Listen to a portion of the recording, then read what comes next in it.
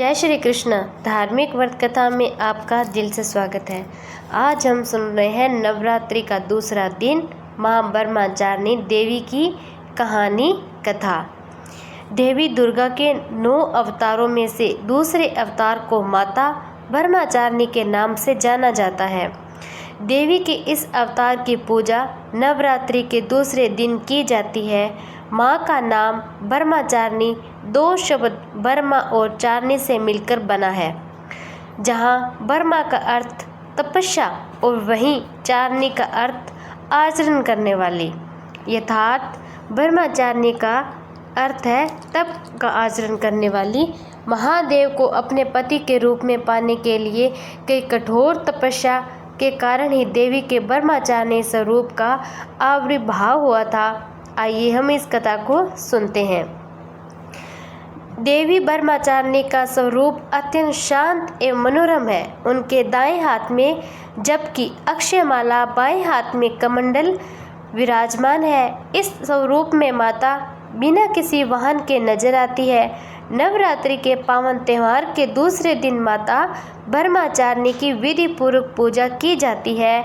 देवी ब्रह्मचारिणी के महत्व की कथा महादेव के प्रति उनके प्रेम और निष्ठा से जुड़ी हुई है। माँ दुर्गा का यह अवतार मनुष्य को निष्ठा, वैराग्य की सीख देता है। उनकी महिमा इस प्रकार देवी भागवत महत्व मार्कंडेय पुराण में कई जगहों पर हमें मिलता है।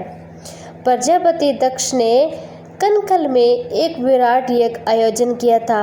महादेव के प्रति मन में विरोध, ईर्ष्या का भाव होने के कारण उन्होंने महादेव और देवी सती के अलावा उस यज्ञ में सभी को बुलाया। जब देवी सती को इस यज्ञ के बारे में पता चला तो उन्होंने यज्ञ में पहुंचकर अपने पिता से ऐसा कहने का कारण भी पूछा। इस पर प्रजापति दक्ष ने अपनी पुत्री महादेव को अपशब्द कह दिए। इस अपमान से व्यथित होकर देवी सती ने भगवान शिव का ध्यान करते हुए अग्नि में अपनी देह त्याग दी। माता सती के आत्मदाह के कारण समस्त सृष्टि जैसे श्रीहीन हो गई थी।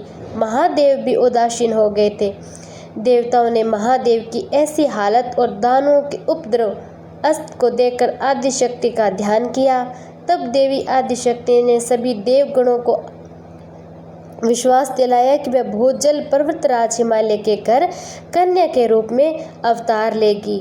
कालांतर में देवी ने हिमालय और मैना के घर जन्म लिया। पर्वतराज की पुत्री होने के कारण पार्वती शैलपुत्री भी कहलाई। एक बार हिमालय ने देव ऋषि नारद ने देवी माता पार्वती को जन्म पत्रिका को ठीक से जांच करने का आग्रह किया था। देव ऋषि ने देवी माता पार्वती को जन्म पत्रिका देकर ये बताया कि आगे जाकर वह त्रिलोकी स्वामी महादेव की धर्मपत्नी बनेगी। जब इस बात का पता देवी माता पार्वती को चला तो उन्होंने वन में जाकर महादेव की कठोर तपस्या करना शुरू कर दिया था। इस कठोर तपस्या के दौरान देवी ने भोजन स्वरूप सिर्फ फल और फूलों का ही निर्वाह किया। उसके बाद उन्होंने सूखे बिल्लों पत्रों को ग्रहण करते हुए अपनी तपस्या को जारी रखा। एक समय ऐसा भी आया जब देवी निर्जला निराहार महादेव की तपस्या में लीन थी। महादेव को पाने के लिए देवी की इतनी कठोर तपस्या के साक्षी सभी देवी और देवता, ऋषि मुनि भी बने। उन्होंने देवी पार्वती की इस तपस्या को अभूतपूर्व बताया। जब देवी की कठिन तपस्या के कारण उनका शरीर कमजोर हो गया तब सभी देवताओं और ऋषियों ने इस तपस्या से प्रसन्न होकर उन्हें आशीर्वाद भी दिया। उनकी सभी इच्छाएं पूरी की। उनका विवाह महादेव के साथ संपन्न होगा।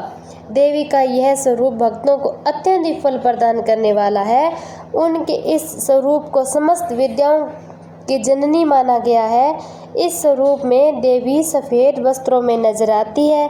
नवरात्रि के दूसरे दिन देवी ब्रह्मचारिणी की विधि पूर्वक पूजा की जाती है। इसका पाठ करने से लाभदायक फल मिलता है।